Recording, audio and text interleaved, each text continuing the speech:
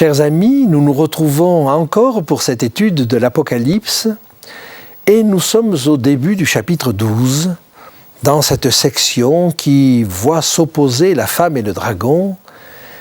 Et le personnage que nous n'avons pas encore bien étudié, c'est le Fils, celui qui est né. Et il nous est dit dans ce texte qu'il doit paître les nations avec une verge de fer. Je vous propose que nous relisions ce texte. Apocalypse chapitre 12, les versets 5 et 6. Elle enfanta un fils qui doit paître toutes les nations avec une verge de fer, et son enfant fut enlevé vers Dieu et vers son trône. Et la femme s'enfuit dans le désert, où elle avait un lieu préparé par Dieu, afin qu'elle y fût nourrie pendant 1260 jours. Revenons sur cette expression, il doit paître les nations avec une verge de fer. Il y a là une contradiction interne. Le fait de paître un troupeau est une action paisible, bienveillante, douce. Mais là, il doit les paître avec une verge de fer. C'est-à-dire une action dure, au contraire. Eh bien, cette expression, elle est prise d'un psaume, le deuxième psaume, psaume 2, et je vous propose que nous lisions ensemble ce psaume 2, parce que vous reconnaîtrez des choses qui vous feront comprendre que l'ensemble de ce psaume nous parle du Messie. C'est un psaume messianique. Psaume 2.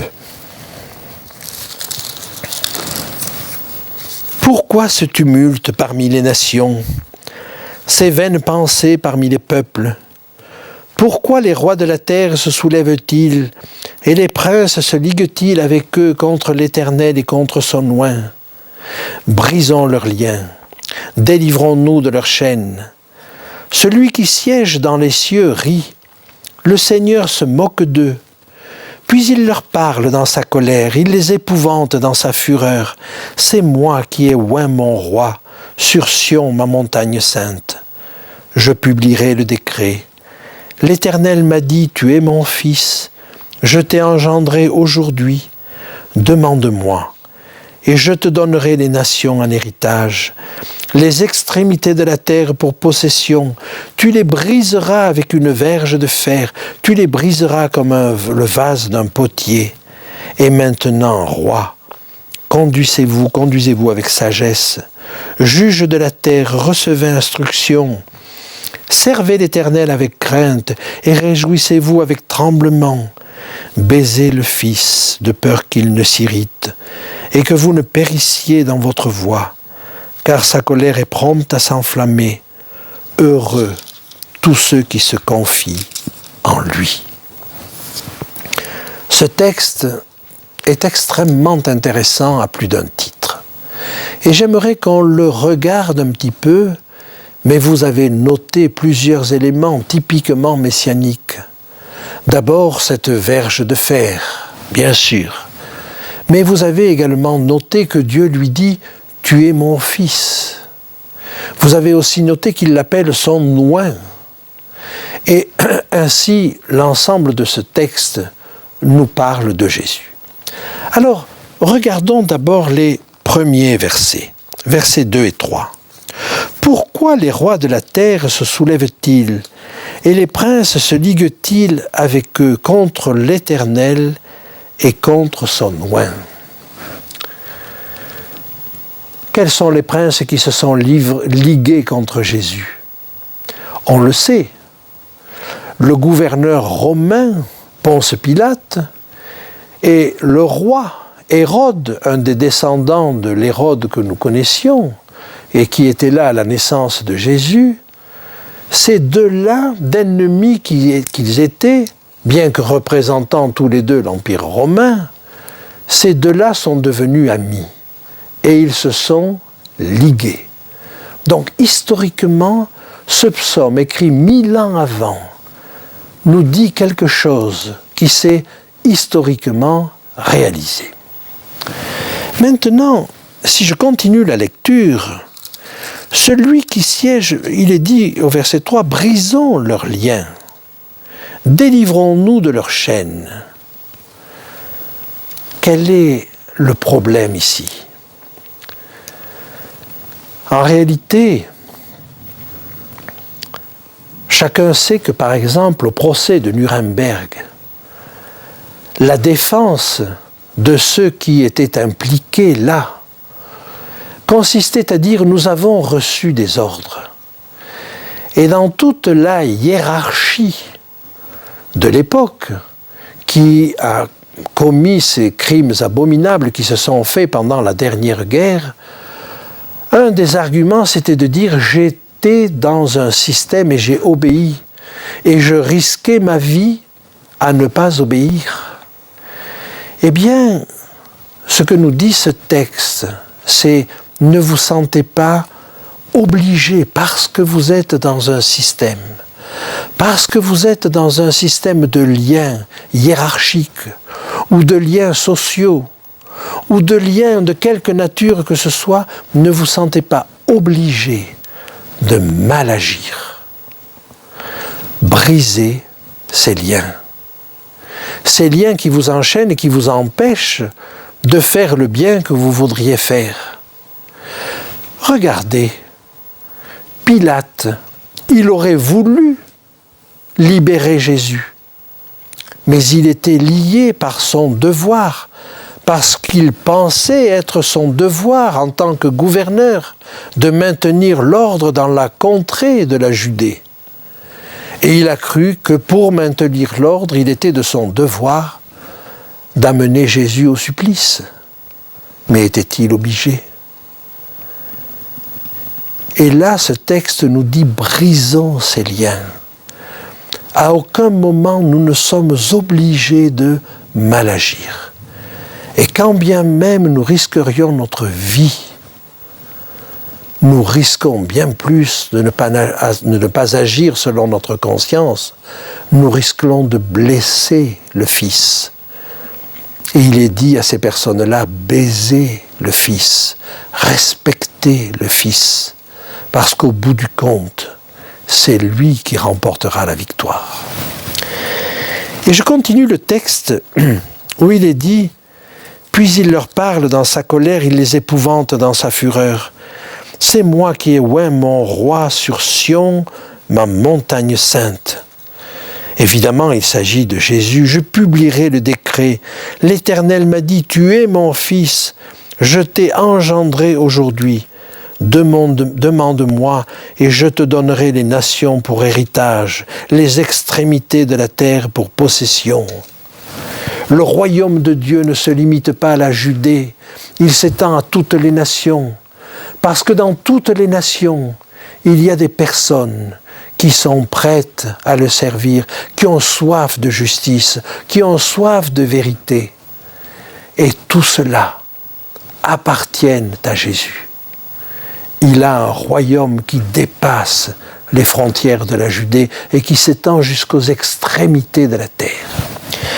Mais je continue la lecture. Tu les briseras avec une verge de fer. Tu les briseras comme le vase d'un potier. Oui, s'il le faut, Jésus brisera ces nations pour libérer ceux de son peuple, ceux qui sont de son peuple et qui sont enserrés dans ces nations, qui sont prisonniers dans ces nations. Pour délivrer son peuple, Dieu est prêt à abattre des nations, à les faire changer, à faire basculer les autorités. Parce que le plus important, c'est son peuple. Alors voyez cette houlette, elle est douce pour son peuple, mais elle est dure pour les nations. Et il ne va pas hésiter à briser les nations. Mais pourquoi ? Parce qu'il est le berger pour son peuple. Voilà, me semble-t-il, la résolution de cette difficulté, de cette contradiction apparente. Et le texte nous le dit magnifiquement. Je continue encore un peu. Et maintenant, roi, conduisez-vous avec sagesse. Juge de la terre, recevez instruction. Servez l'Éternel avec crainte et réjouissez-vous avec tremblement. Vous qui avez des responsabilités, vous qui avez un certain grade dans la société, ne menez pas votre travail et votre action en contradiction avec Dieu. Faites-le avec droiture, avec justice, parce que le peuple qui dépend de vous en a besoin. Il a besoin de sentir qu'en haut lieu, il n'a pas des personnes ou qui s'en moquent ou qui ne cherchent que leur intérêt. Il a besoin de savoir qu'au-dessus, il y a des gens qui marchent avec droiture. Voilà. Voilà l'invitation qui est donnée au roi, au chef, qui pourrait se sentir prisonniers d'un système. Non. Ils sont prisonniers, il faudrait qu'ils se sentent prisonniers du service qu'ils ont à rendre à la population. Alors, le texte poursuit en nous disant, au chapitre 12 donc d'Apocalypse, que l'enfant fut enlevé. Et je vous propose de le lire.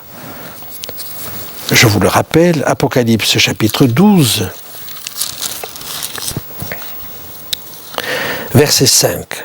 « Et son enfant fut enlevé vers Dieu et vers son trône. » Eh bien, c'est bien connu, après sa mort, Jésus est monté vers son Père. Lisons-le, si vous le voulez, dans l'évangile de Marc, au chapitre 16 et au verset 19. « Le Seigneur, après leur avoir parlé, fut enlevé au ciel et s'assit à la droite de Dieu. Le Seigneur fut enlevé vers Dieu. » Alors, le verset 6 maintenant nous dit une chose intéressante. On revient à la femme, et la femme s'enfuit au désert, où elle avait un lieu préparé par Dieu pour qu'elle y fût nourrie pendant 1260 jours. Nous avons là une persécution. La femme, le peuple de Dieu, a été persécuté. Le peuple de Dieu a été persécuté d'abord par le système romain, avec une apogée que nous avons vue quand nous avons étudié la lettre à Smyrne. Une persécution de 10 jours, en réalité elle a duré beaucoup plus, mais le summum a duré 10 jours. Et pendant ces 10 jours, le peuple a été affreusement persécuté. Mais c'est d'une autre persécution qui nous est parlé ici. Après que Constantin ait arrêté cette persécution, il a mis l'Église à l'honneur. Et malheureusement, l'Église, à partir de ce moment-là, s'est dégradée. Et en un siècle de persécuter, elle est devenue persécutrice. Oh, il n'a pas fallu longtemps. Et l'Église était dans un meilleur état spirituellement quand elle était persécutée, quand elle était dans le dénuement, que quand elle est devenue persécutrice. Et le véritable peuple de Dieu n'a plus été le système officiel. Alors, le véritable peuple de Dieu a dû fuir. Et il a dû fuir comme la femme au désert, c'est-à-dire dans les endroits reculés de la terre, où il était plus difficile de venir le chercher. Et il est probable que ce désert recouvre davantage des entités comme les montagnes que comme le Sahara. Il a fallu se retirer dans les endroits plus hostiles, où il fallait travailler davantage pour subsister. Mais les chrétiens l'ont fait. Et ainsi, on a une prophétie qui nous parle de 1260 jours. Alors, en général, on détermine cette durée de la manière suivante. on détermine d'abord quel a été le temps d'hégémonie du système qui va devenir oppresseur. Et le système qui va devenir oppresseur, c'est un système politico-religieux. L'Église, qui est devenue persécutrice, va s'associer au pouvoir politique, et c'est l'ensemble de ce système que je vais appeler le système féodal du Moyen-Âge qui a été persécuteur. Quand a-t-il commencé? On pourrait fixer plusieurs dates, mais en 538, le pape fait écarter du pouvoir son prédécesseur et il va prendre un petit peu d'autonomie vis-à-vis de l'empereur Justinien qui est à Constantinople. Par contre, il va se faire aider par d'autres personnes qui sont des puissances montantes, qui va mettre son épée au service de la papauté.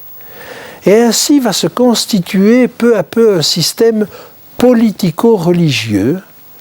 Et cette indépendance du pape Vigile, on peut dire qu'elle a lieu dès son arrivée sur le trône papal, et ça se passe en 538.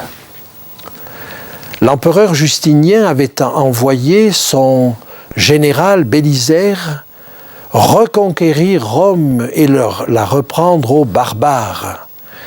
Et une fois que Bélisaire a réussi à reprendre Rome, même si elle sera reprise très temporairement en 540, Bélisaire va installer sur le trône Vigile. Une fois installé, va prendre son indépendance vis-à-vis de l'empereur Justinien.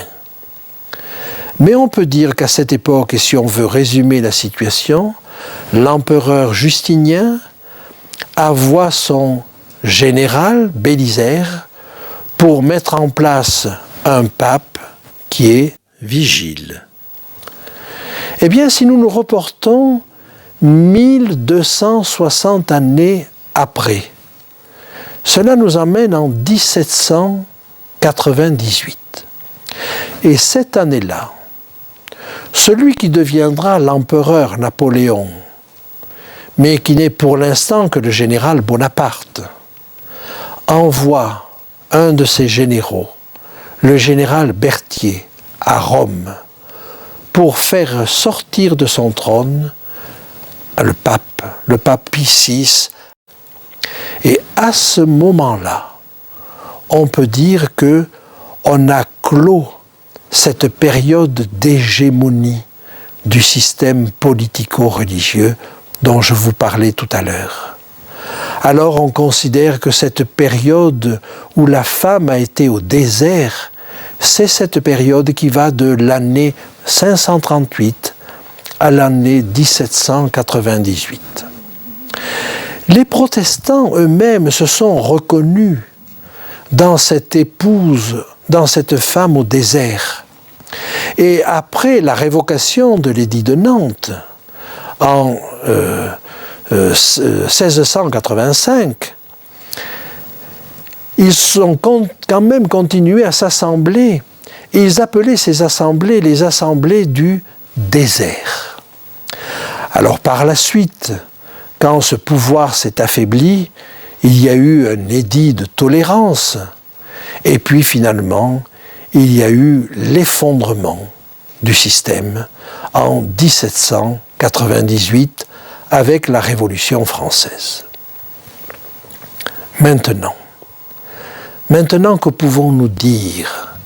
Cette période est terminée, mais ce que nous pouvons dire, c'est que l'expérience que l'Église a vécue alors qu'elle était poursuivie, c'est qu'elle a été nourrie.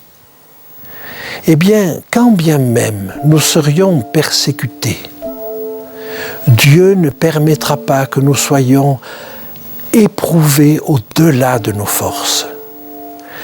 Et le peuple de Dieu sera toujours nourri. Dieu pourvoira à ses besoins. Même Élie a été nourri par des corbeaux et il pouvait boire au torrent de Kérith. Et Dieu peut prendre soin de son peuple physiquement. Mais surtout, il peut en prendre soin spirituellement. De même que cette femme, dans le temps de persécution, a été nourrie, eh bien nous pouvons être nourris. Et ce peuple a été nourri pendant tout le Moyen-Âge par la parole de Dieu. Et on sait que les Vaudois, par exemple, copiaient des passages entiers de la parole de Dieu et les cousaient dans les doublures de leurs vêtements. Et rien n'a jamais pu empêcher la parole de Dieu de survivre et de donner son message d'espoir et de réconforter spirituellement le peuple même persécuté. Alors, nourris physiquement, nourris spirituellement, n'avons-nous pas un maître que nous pouvons respecter, que nous pouvons suivre? Ne regardons pas aux choses les plus immédiates, mais regardons à terme. Et à terme, il vaut la peine d'être nourri par Dieu.